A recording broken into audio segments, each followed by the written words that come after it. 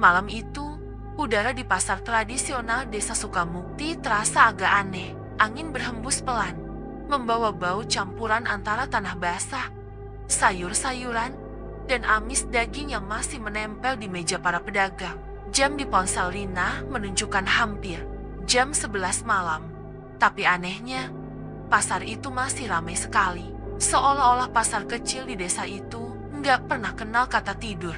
Biasanya, di desa lain, pasar tradisional akan sepi begitu masuk jam 7 atau 8 malam. Lapak pedagang sudah ditutup, lampu-lampu dimatikan, dan hanya ada beberapa orang yang lewat. Tapi di Sukamukti, suasananya berbeda. Bahkan jam 11 malam begini, pedagang masih sibuk melayani pembeli. Anak-anak kecil masih berlarian sambil tertawa, dan suara tawar-menawar masih terdengar nyaring. Dari kejauhan, pasar itu terlihat seperti lautan cahaya kuning redup yang berasal dari lampu bohlam bergelantungan di setiap kios. Tapi semakin dekat, suasana itu malah terasa makin ganjil. Rina yang berdiri di pinggir jalan memperhatikan dengan saksama. Ada sesuatu yang enggak bisa dijelaskan. Semacam hawa dingin yang mengalir di sela-sela keramaian. Sejak kecil, Rina sudah sering dengar cerita kalau pasar itu punya penjaga gaib. Katanya, ada makhluk tak kasat mata yang menjaga dan sekaligus menghidupi pasar itu. Entah benar atau tidak, tapi cerita itu selalu beredar turun-temurun. Bahkan ada yang percaya kalau pasar Sukamukti tetap ramai bukan cuma karena banyak pembeli, tapi juga karena ada nyawa lain yang ikut meramaikannya. Di antara banyak cerita yang beredar, satu nama selalu disebut-sebut, Pak Jaya. Ia adalah pedagang daging sapi yang kiosnya sekarang jadi paling besar dan paling ramai.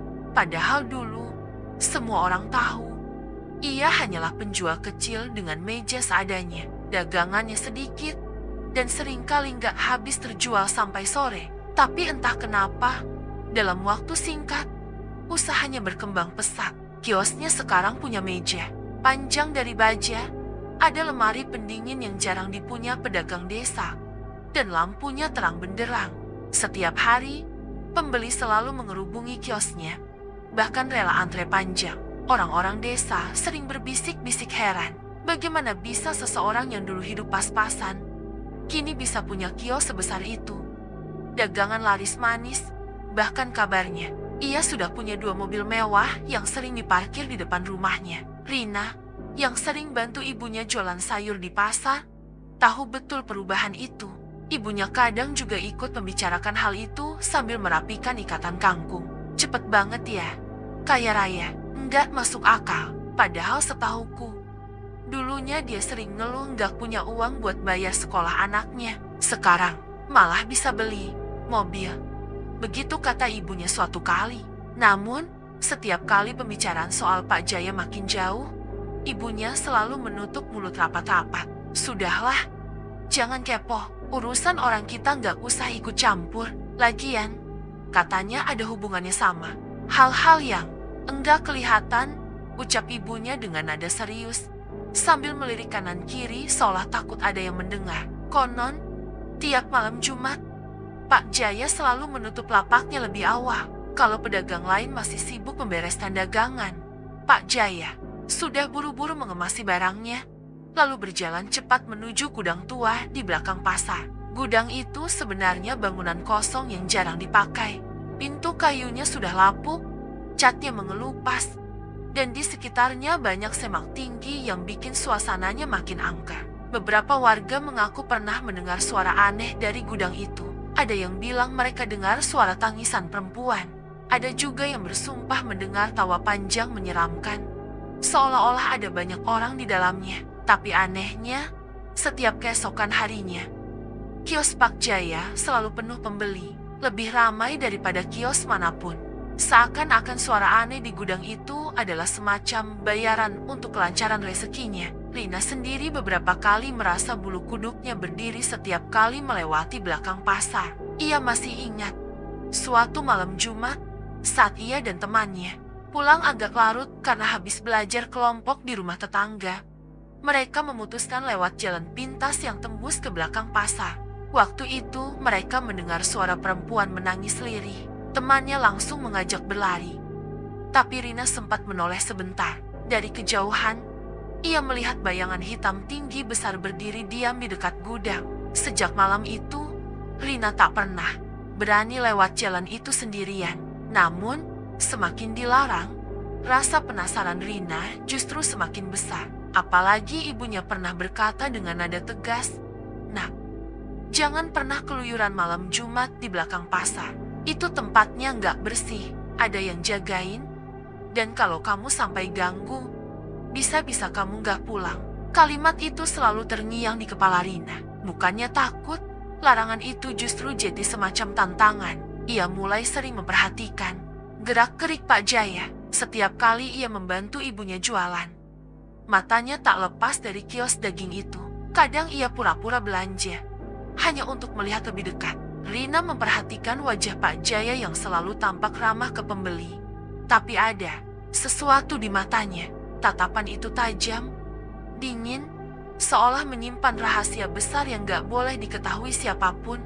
Rina juga memperhatikan tangan Pak Jaya sering gemetar saat menimbang daging. Kadang bibirnya bergerak sendiri, seperti sedang komat kamit mengucapkan sesuatu, entah doa, entah mantra. Tapi yang jelas, ada hal aneh di sana. Semakin lama, Rina makin yakin kalau semua desas-desus tentang Pak Jaya itu ada benarnya.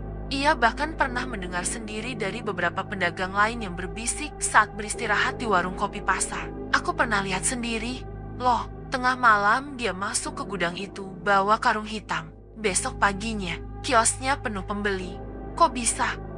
"Ya," bisik seorang pedagang sambil menunduk. Pedagang lain hanya mengangguk-angguk, tapi wajahnya pucat. Rina menelan ludah.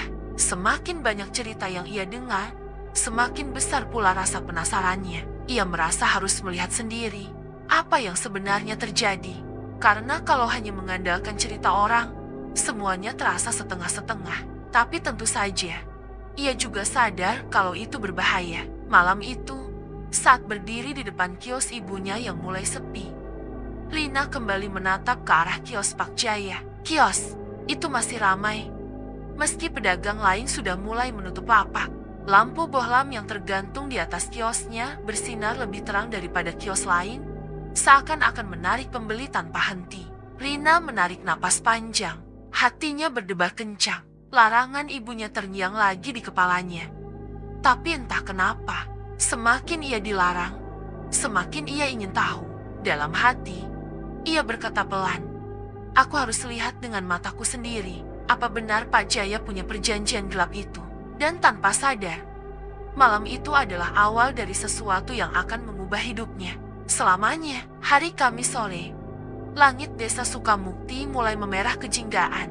Suara azan maghrib berkumandang dari surau kecil di dekat rumah Rina. Saat itu, Rina sudah memantapkan niatnya. Malam ini, ia akan mencari tahu kebenaran semua desas-desus tentang Pak Jaya. Ia sudah menyusun rencana rapi sejak siang tadi. Kepada ibunya, ia bilang kalau ada tugas kelompok yang harus dikerjakan bersama teman-temannya.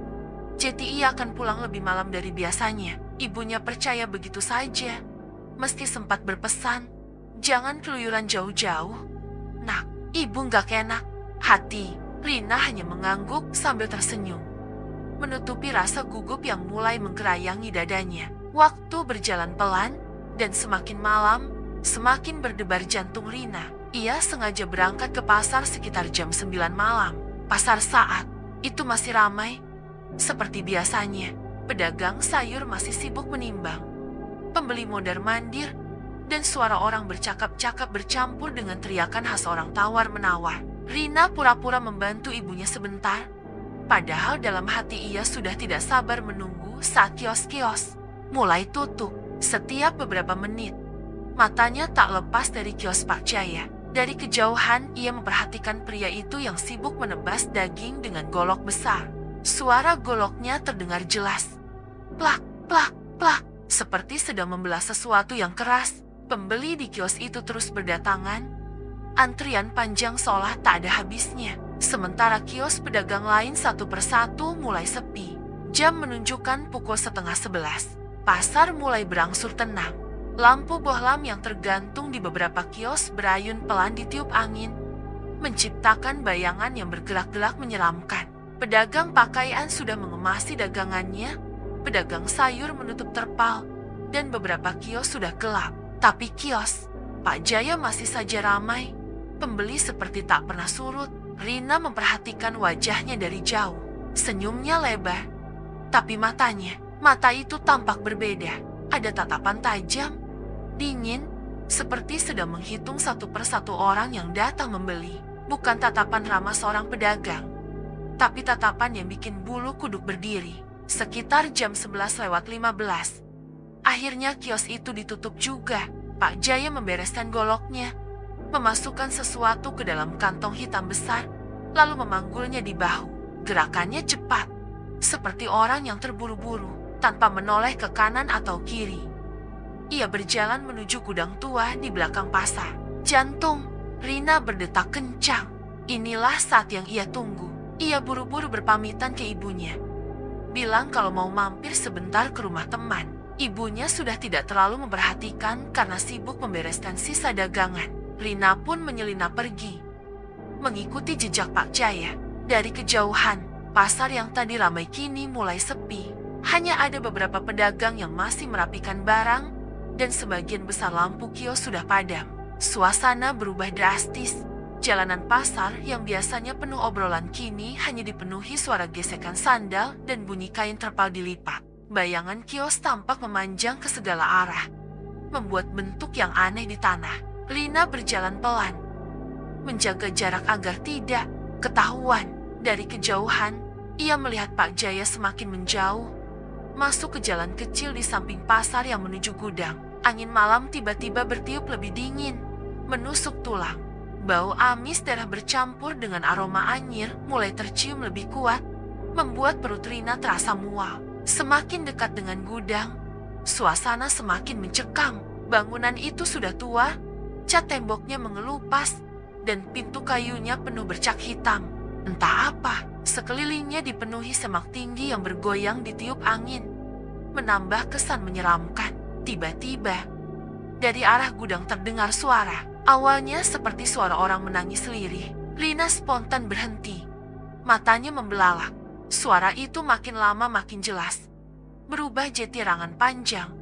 Lalu tiba-tiba disusul suara jeritan keras yang bikin bulu kuduk berdiri. Setelah itu, hening, sunyi mencekam seolah-olah suara tadi hanya ilusi.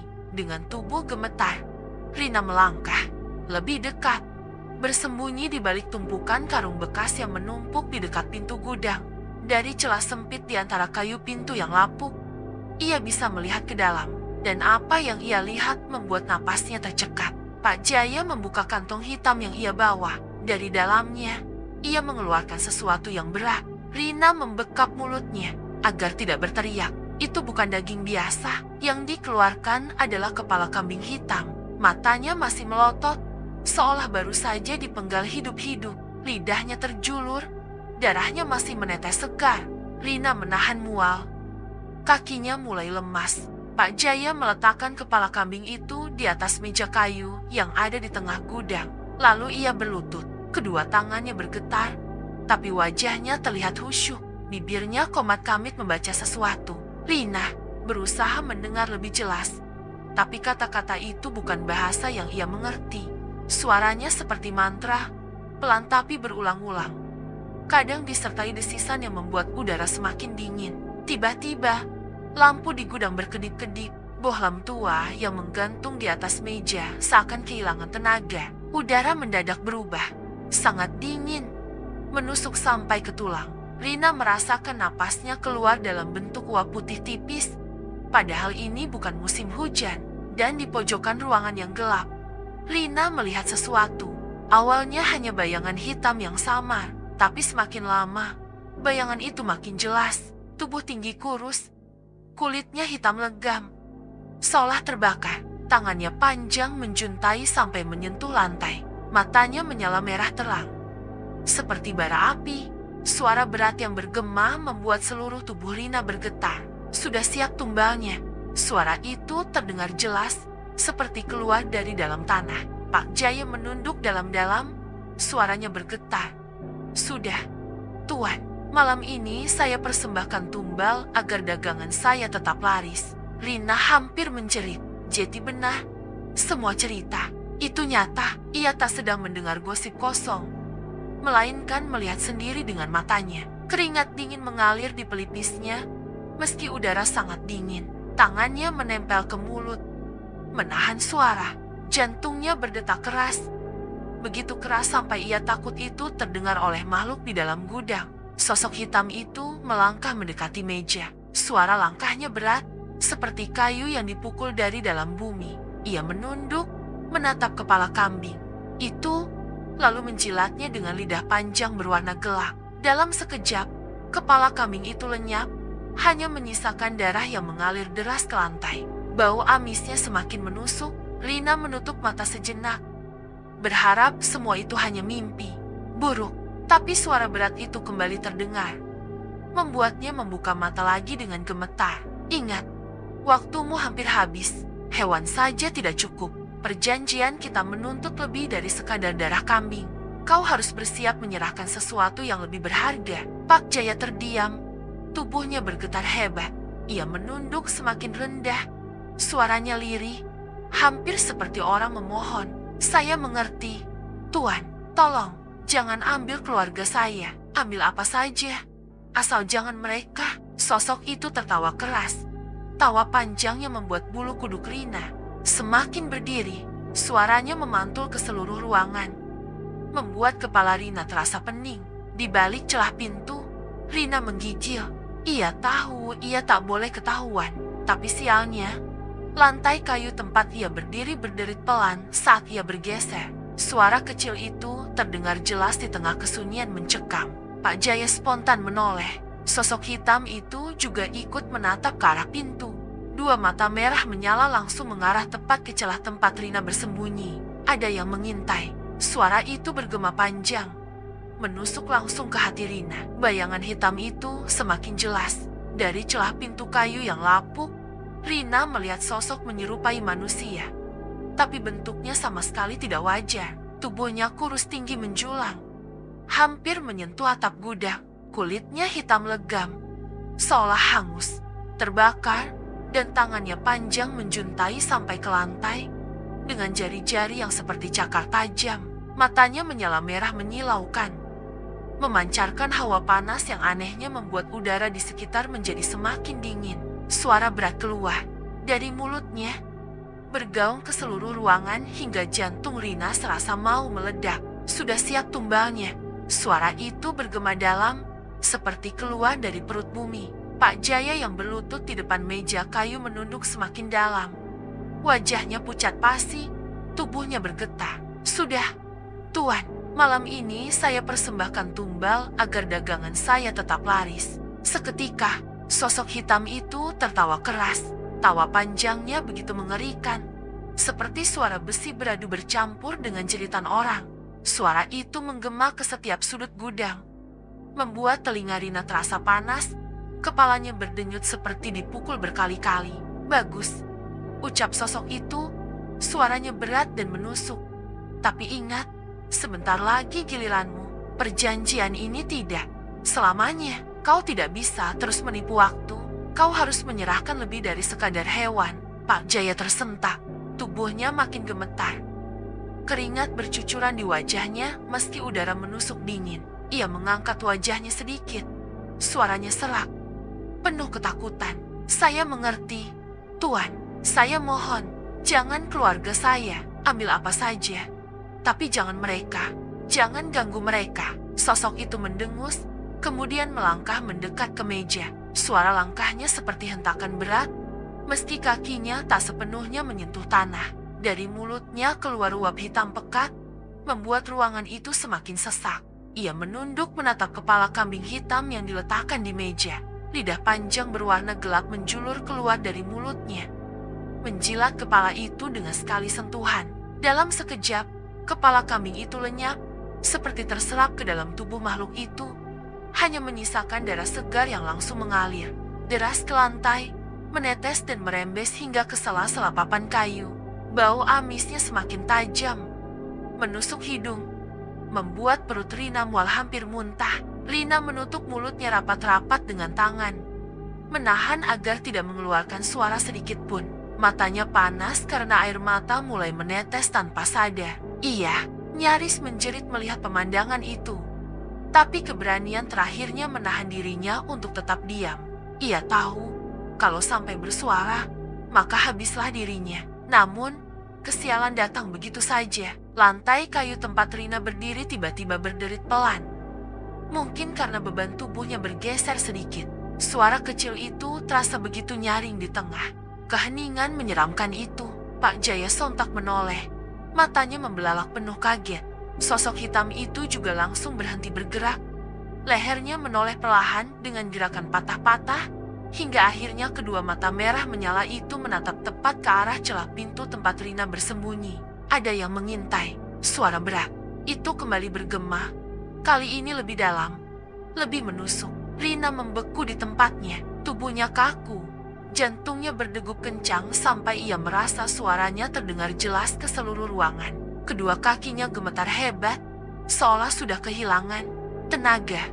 Matanya tak bisa lepas dari tatapan makhluk itu, meski ia tahu seharusnya ia segera pergi dari sana. Pak Jaya berdiri tergesa-gesa. Wajahnya panik. "Tuan, ampun, dia hanya anak kecil. Hanya kebetulan lewat. Jangan jadikan dia tumbal. Jangan diam," teriak sosok itu dengan suara menggelegar, membuat ruangan bergetar. Papan kayu di dinding gudang berderak, debu berterbangan. Siapapun yang melihat perjanjian ini, berarti dia sudah menyerahkan dirinya sendiri. Tidak ada kebetulan, tidak ada yang lolos. Pak Jaya tertegun. Wajahnya semakin pucat. Ia melirik ke arah pintu, matanya menatap sekilas ke arah celah tempat Rina.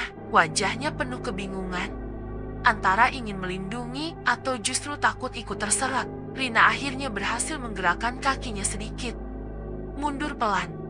Tapi tatapan mata merah itu seperti magnet yang menahannya. Nafasnya memburu, dadanya naik turun cepat.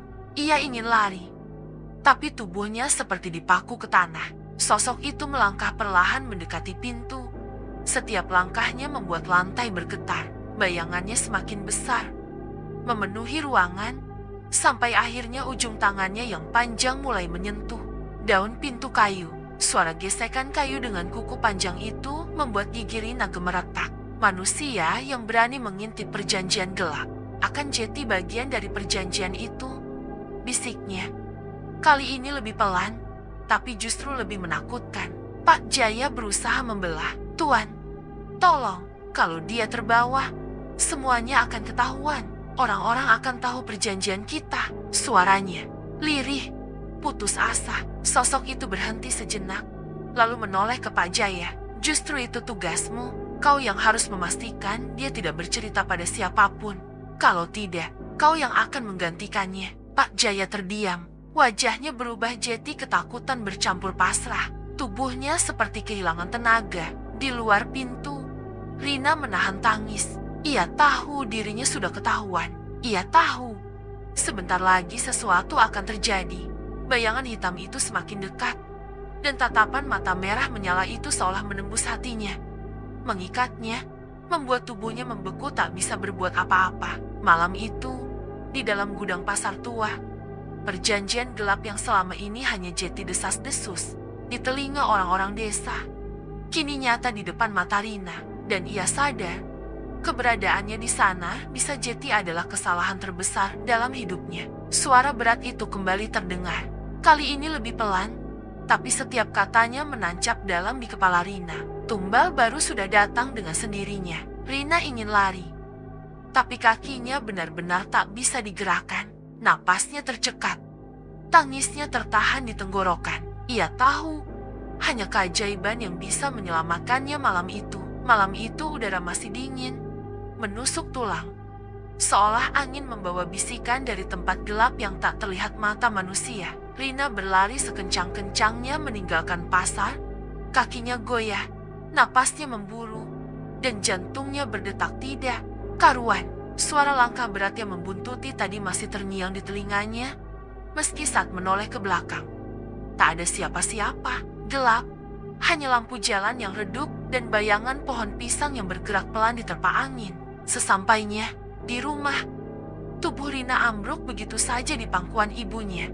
Mata ibunya membelalak. Panik melihat wajah putrinya pucat pasi, bibirnya gemetar, dan keringat dingin mengucur deras. "Rina, nak, bangun!" "Ya Allah, ada apa ini?" Suara ibunya terdengar serak, penuh kecemasan. Namun Rina tak sanggup menjawab. Ia hanya bisa mengerang pelan, lalu akhirnya pingsan. Malam itu menjadi awal dari teror panjang yang tak bisa ia bayangkan sebelumnya. Sejak malam Jumat itu, Rina tak pernah bisa tidur nyenyak. Setiap kali ia memejamkan mata, mimpi buruk datang.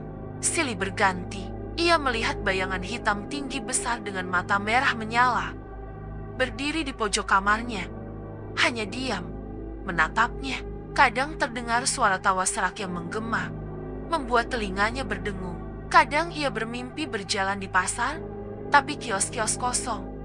Hanya ada suara tangisan lirih yang seolah berasal dari gudang di belakang. Suatu pagi, ibunya kaget melihat ada bekas cakaran di lengan Rina. Bekas itu panjang, dalam, seperti dicakar kuku yang tajam. "Astagfirullah, kamu ngapain semalam?"